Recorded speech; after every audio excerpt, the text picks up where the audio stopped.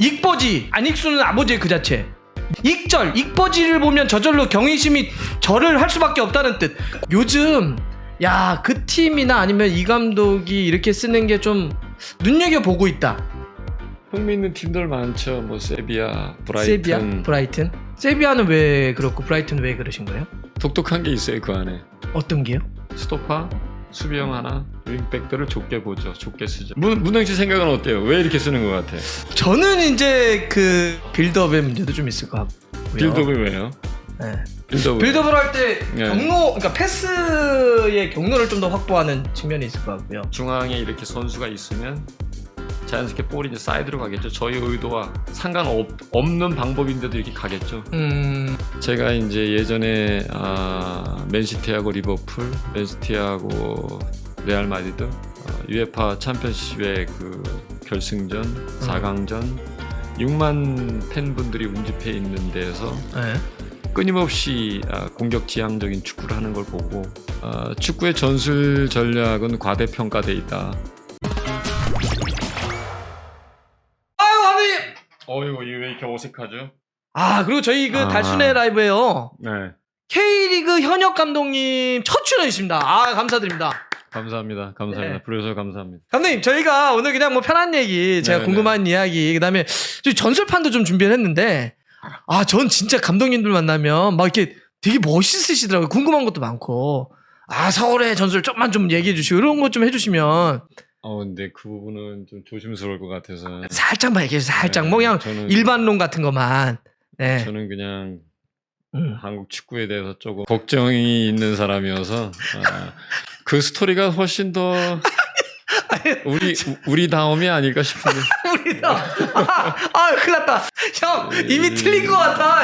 한국 축구가 사실 위기잖아요. 예. 물론 뭐 코로나 팬데믹 이후에 팬분들이 많이 찾아주시긴 해서 저희의 부족한 부분이 드러나지 않는 아주 위험한 늪에 빠져 있는 느낌. 근데 그 부분을 이제 어떻게 개선할 거가 더 문제일 것 같아서. 좋습니다. 감독님 네. 서울 다음이라고 계속 강조를 많이 하시는데 뭐 다음 네. 한국 축구 다음 네. 서울 다음은 뭐 어떤 저희가 가야 될 길은 좀 더 나은 축구 시장. 더 나은 축구 시장. 네.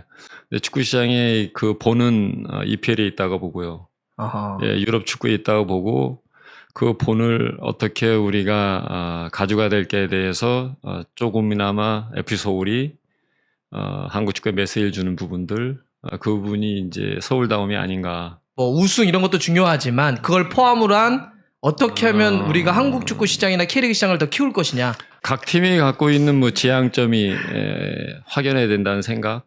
근데 그걸 통해서 이제 축구 시장이 유럽 시장은 상당히 크죠. 네. 그 안에는 이제 저변이라는 상당히 기초에 초점이 맞춰져 있죠. 네. 성장이라는데. 네. 예. 근데 제가 이제 한번 리서치를 해봤는데. 감독님이 리서치까지 하세요. 왜냐면 이게 상당히 중요한 사항인데 70년대, 그러니까 1970년대 그때 저희가 출생 인구가 100만 명이었어요. 인구 조사까지. 예. 그런데 1988년에 기성용 선수가 출생한 연도입니다. 근데 그때 100만에서 63만 명으로 줄어듭니다. 예. 네, 2001년에 저도 막 땀이 지금. 예. 이때 그 이강인 선수가 출생한. 이강인 출생 또. 예. 네, 이때 이제 출생 인구가 지금 보면 49만 명. 여기 이제 2022년에 최근의 통계인데요. 이때 이제 저희가 27만 명으로 줄었습니다. 27만 명까지 줄었습니다. 네, 그러면 네. 100만에서 하면은 거의 4분의 1 수준. 네네. 네. 네, 제가 사실 FC 서울의 감독으로서 위치는 갖고 있지만 축구 선배로서 축구인의 한 사람으로서 이런 인구 절벽에 대한 걱정 그리고 거기에 대한 축구 시장의 축소 이유는 뭐냐면 우린 저변이 줄고 있고 그 저변이라는 부분이 줄면서 우리는 앞으로 한국 축구가 어떤 경쟁력을 가져가야 되냐에 대해서 고민을 해봐야 된다는 거죠. 그렇죠. 고민해봐야죠, 감독님. 네. 감독님, 제가 요거는 그냥 가볍게 하나. 별명이 엄청 많으십니다. 익버지, 안익수는 아버지의 그 자체. 넷플릭스 그라운드 위에 익스볼이 서울 팬들에게는 다큐고 드라마고 영화라는 뜻. 익스 온 더 비치 안익수가 해변에 뛰면 선수들에게 타이어 투kun을 조진다는 뜻.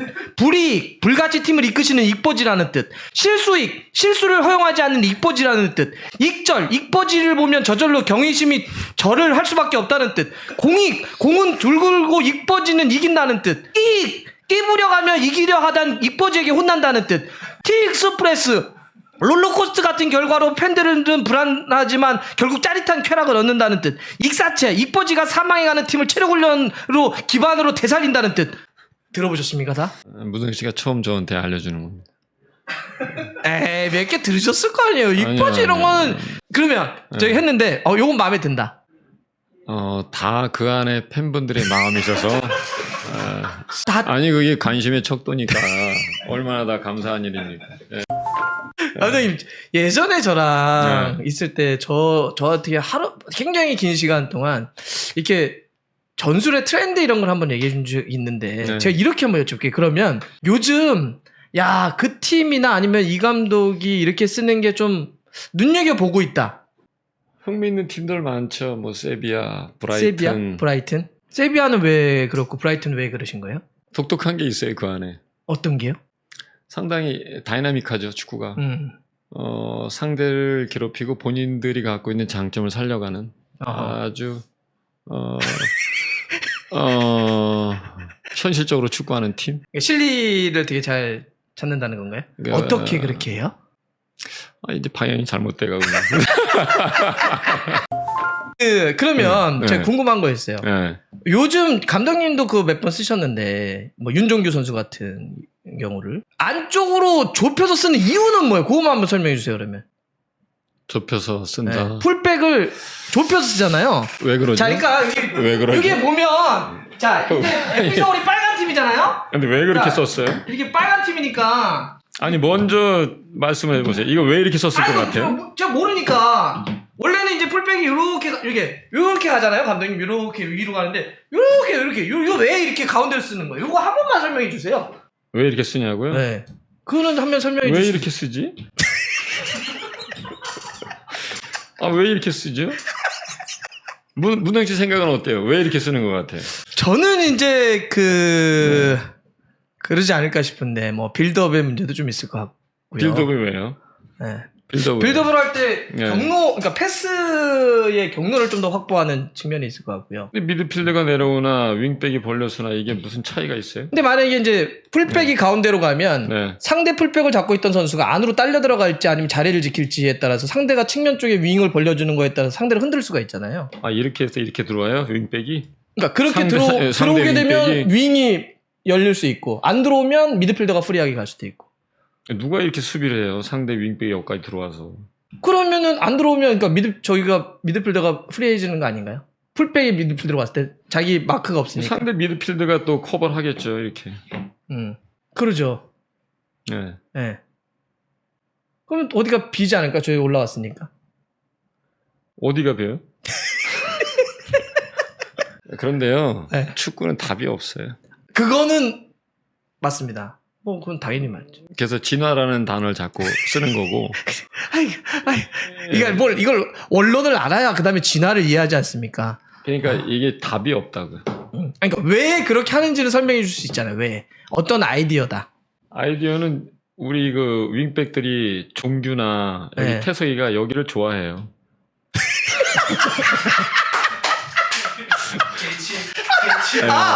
그냥 개인의 취향이에요. 네. 개치예요, 지금은 저 진야나 수일이는 여기 시영이도 오른쪽 보는 선수들은 안으로 들어오는 걸 싫어해요. 그냥 물어봤구나. 너 가운데 들어가면 좋아하니? 아니에요. 이렇게. 네. 아하. 저는 이 밖에서 하는 것보다 안에서 더 재밌어요, 그러면. 그러면 안으로 들어가. 네, 그럼 안에 들어가서 해 뭐. 네. 여러 가지 아이디어가 있을 수 있는데. 네. 일단 한국은 어쨌든 3백을 쓰는 팀들이 많잖아요. K리그에. 네. 근데 수비라는 부분이 이렇게 5명이서 이렇게 조직이 완성돼 있으면 공간을 흔들기가 쉽지 않죠. 허용하지 않기 때문에 공격적으로 가기 상당히 힘들어요. 맞아요. 그래서 이제 뭐 단적으로 말씀드리면 이 수비수 두 사람보다는 공격수 두 사람이 더 공격을 할 줄 알잖아요. 더욱 더 능력치는 아, 수비수가 오버랩 하는 것보다 그냥 윙이 공격수가 공격하는 윙이 게. 공격수 역할을 하는 게 낫지 않냐. 아. 예. 이를테면 여기에 태석이가 상대 윙백을 이렇게 이제 경쟁하는 것보다는 여기에 상호가 경쟁하는 게 훨씬 더 상대 수비수와. 예. 대신 상대가 끊어지게 되면 수비를 해야 되니까 붙어서 위험적을 커버하는. 그렇죠. 그러니까 공격수들의 수비 부담을 수비수가 미드를 보면 아무래도 수비를 보던 선수이기 때문에 공격수들이 공격 작업을 했다가 수비로 전환하는데 수비수의 위치에서 수비를 먼저 해주면 결국은 우리 공격수들이 우리 지역으로 돌아올 수 있는 시간을 벌어다주는. 수비 전환에 대한 시간적인 부분들이 좀 딜레이 되지 않을까. 그런 편안함이 있잖아요. 속도적으로 보면 선수들이 보통 수비 전환할 때 보면 한 32.5나 33km 되거든요. 그다음에 이제 뭐 침투하는 속도도 비슷하고 상대를 공략할 때와 수비 속도가 좀 비슷할 때가 많아요. 아. 근데 그 속도가 32.5에서 33 정도. 아, 디테일. 빠른 선수들. 어허. 그렇지 않은 선수는 한 31km 정도. 야, 그런 데이터들도 다 기본적으로 네네네. 수비적으로도 탄탄하고 네. 공격 작업을 할 때는 공격을 잘하는 선수들이 네. 공격을 더 주도할 수 있고. 네네네. 네. 근데 저렇게 됐을 경우 사이드가 좀 헐거워질 가능성은 없나요? 사이드는 이제 커버적인 부분이 이루어져서 특별함은 없고요. 지금처럼 이렇게 수비의 목적은 항상 볼을 그 사이드로 전개하게 하는 게 수비의 첫째 목적이기 때문에 그렇죠. 골대에서 최대한 멀리 떨어뜨려 버리는. 그렇죠. 그렇다 보면 이제 그 과정적인 부분이 여러 과정을 통해서 우리 문전으로 연결되게 할 수 있는 시간적 여유를 가져갈 수 있잖아요. 이제 그런 부분에 자연스럽게 중앙에 이렇게 선수가 있으면 자연스럽게 볼이 이제 사이드로 가겠죠. 저희 의도와 상관없는 방법인데도 이렇게 가겠죠. 그렇죠. 네. 열려 있으니까 네. 그쪽으로. 그럼 저희 의도대로 이제 수비가 되는 거고. 아. 그냥 ING라고 보시면 돼요. 끊임없이. 맞아요. 근데 정답은 진짜 없잖아요. 네. 사실 전술에 막 정답 있는 것처럼 얘기하는 게 다 약간 사짜 느낌이잖아요. 어떤 때는 준비했던 부분이 잘 적용될 때도 있고 또 10분 이후에 변화를 추구할 때도 있고 요구할 때도 있고. 예. 그러면 이제 준비를 했는데 상대에 맞춰서 막 이게 한 10분 정도 했는데 야 이거 아니네?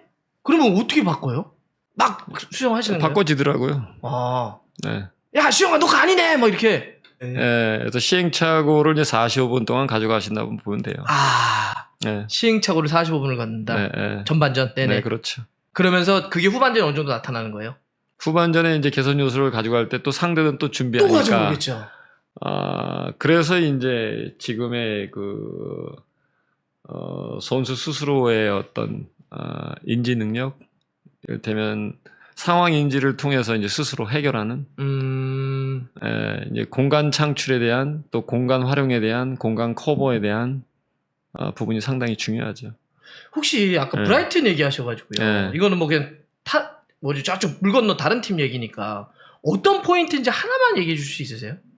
어떤 포인트요? 그러니까 뭐 그냥 뭐 다 전체가 아니도 야 이런 포인트 좀 재밌더라. 기본이요, 기본. 빌드업의 기본. 빌드업의 기본이다. 네. 그러니까 요쪽이 수비인가요? 그렇죠. 스토파, 네. 수비형 하나, 윙백들을 좁게 보죠. 좁게 쓰죠. 우리가 아까 얘기했던 것처럼 좁게 쓴다. 네. 이유는 뭐 다른 게 아니고, 그래서 상대를 이제 안쪽을 수비를 강하게 하고 사이드를 이제 최대한 윙어들은 벌려버리는 거죠. 네, 그렇죠. 이 안에서의 이제 선수들의 능력이 훨씬 더 많이 발전돼 있죠. 상황별 적합한 판단을 내리는 선수들이 많죠. 또 개개인들의 능력도 중요하니까 네, 전술이라고 하는 게 사실 뭐 그림만 그린다고 다 되는 건 아니니까. 여기에 뭐 참고로 보면 19세 선수가 2명이 뛰고 있잖아요. 맞아요. 근데 상당히 유망주들이고 그 역할적인 부분이 가능한 퍼포먼스를 보여주죠. 전술 이해도나 아니면 전술을 수행하는 거, 그다음에 전술의 변화가 왔을 때 거기에 어떤 대처 방안 이런 부분들이 선수들이 상당히 좋은 거죠. 그 감독님들은 저희 이렇게 막 팬들이 유럽 축구를 막 보면서 뭐 전술에 대해서도 막 지켜보기도 하고 메모도 하고 막 그런데 감독님들도 실질적으로도 이렇게 좀 영감이 좀 도움이 되거나 이렇게 하시나요? 제가 이제 예전에 맨시티하고 리버풀, 맨시티하고 레알 마드리드, UEFA 챔피언십의 그 결승전, 4강전 6만 팬분들이 운집해 있는 데에서 네. 끊임없이 공격 지향적인 축구를 하는 걸 보고 에피소드이 가야 될 방향은 저 방향이다. 팬들을 감동하고 팬들의 감동 안에 일상이 되게 하고 일상 안에 우리 스케줄이 첫 번째인 상암을 찾는 축구가 에피소드 축구가 돼야 된다. 네.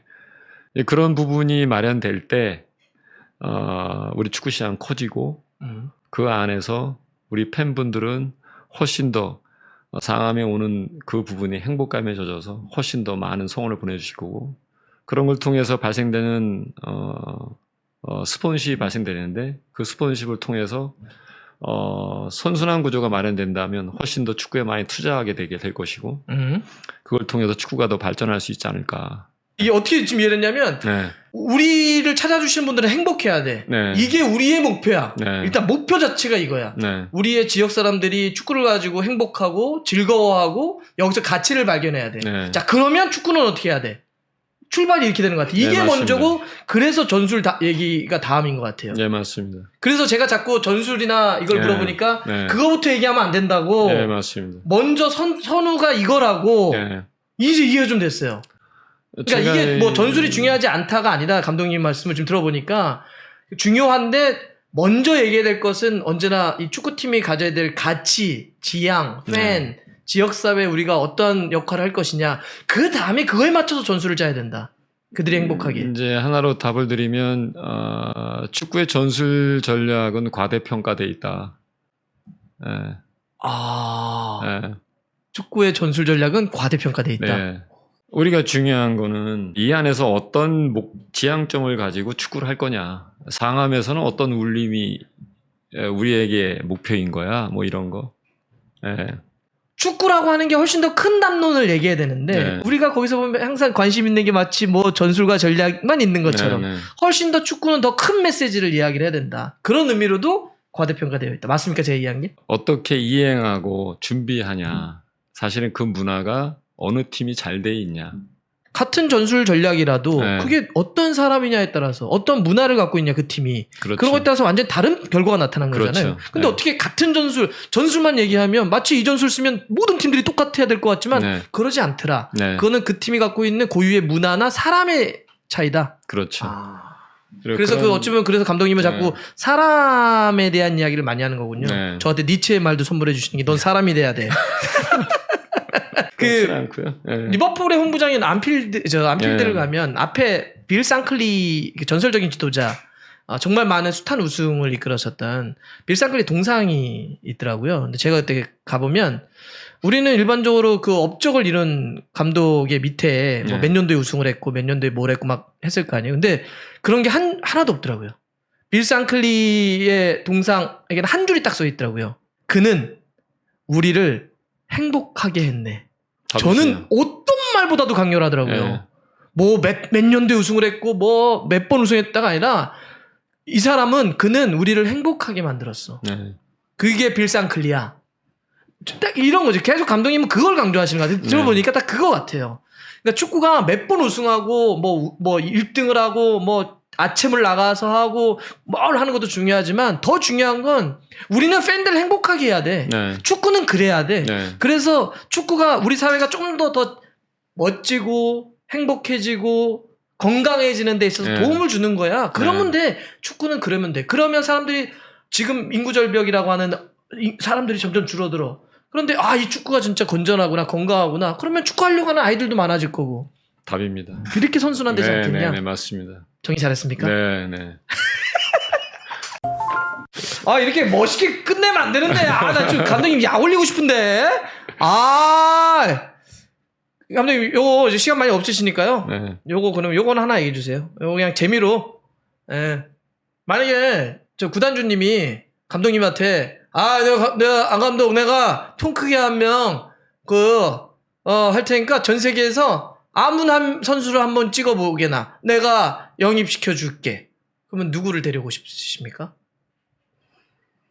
저는 안에서 찾겠습니다. 한 달뿐이 남지 않은 황의조를 찍겠습니다. 아, 황의조를. 네. 아. 그러면 말이 되죠. 네. 황의조를. 다른 선수들은 뭐 러브콜이 안 와서 그 대상이 아직은 아니고 의조는 어차피 계약 기간이 있고. 네. 마지막까지 멋지게 하세요. 나 지금 뭐 하나 좀 해가지고 골려 먹으려고 그랬는데. 네. 참, 아니, 그게 이뻐지 미쳤다, 지금. 그게 제 마음이니까요.